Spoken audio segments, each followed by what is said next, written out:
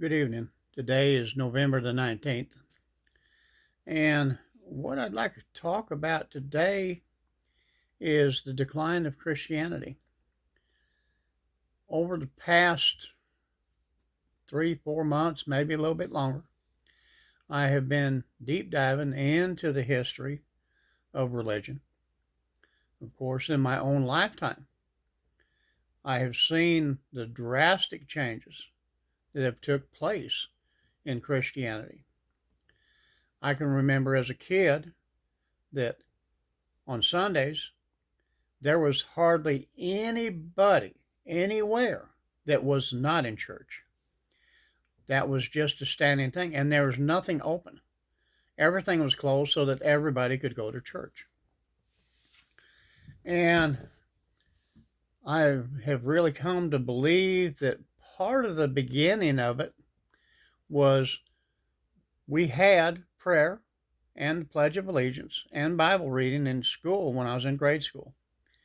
And then later on, I believe it was around the end of grade school, beginning of junior high, that was removed.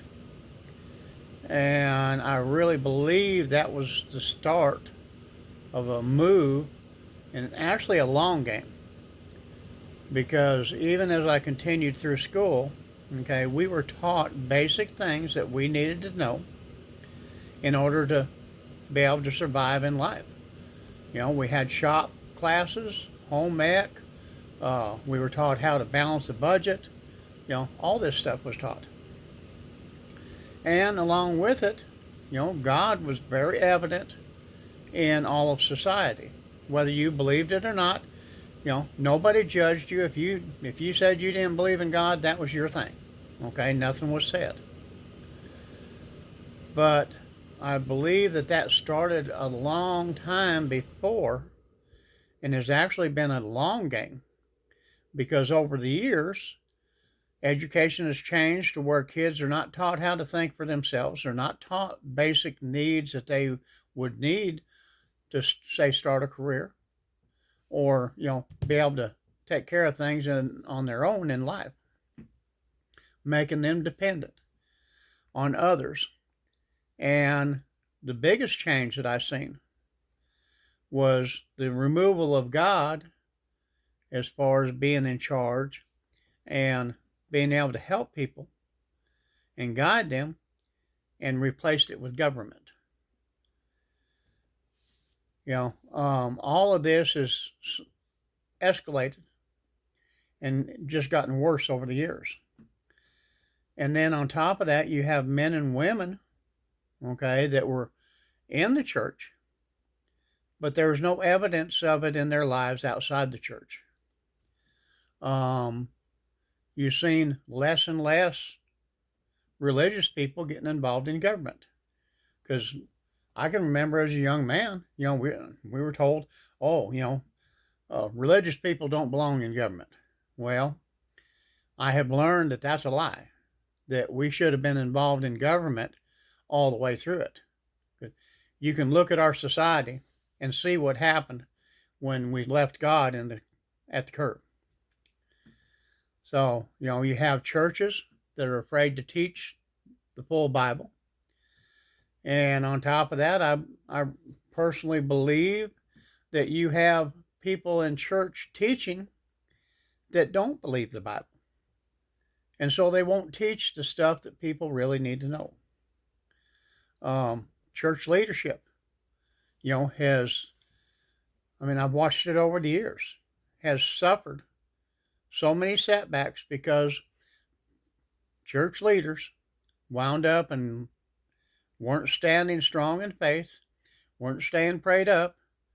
They allowed themselves to fall into temptation, and then they were caught and destroyed.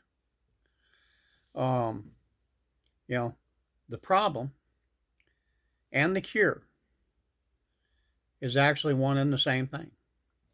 The problem is God's not in it, but God being in it is our cure. And, we need godly people, men and women, to start standing strong, speaking boldly, sharing God's word, and, being heard, and getting involved in politics. Okay?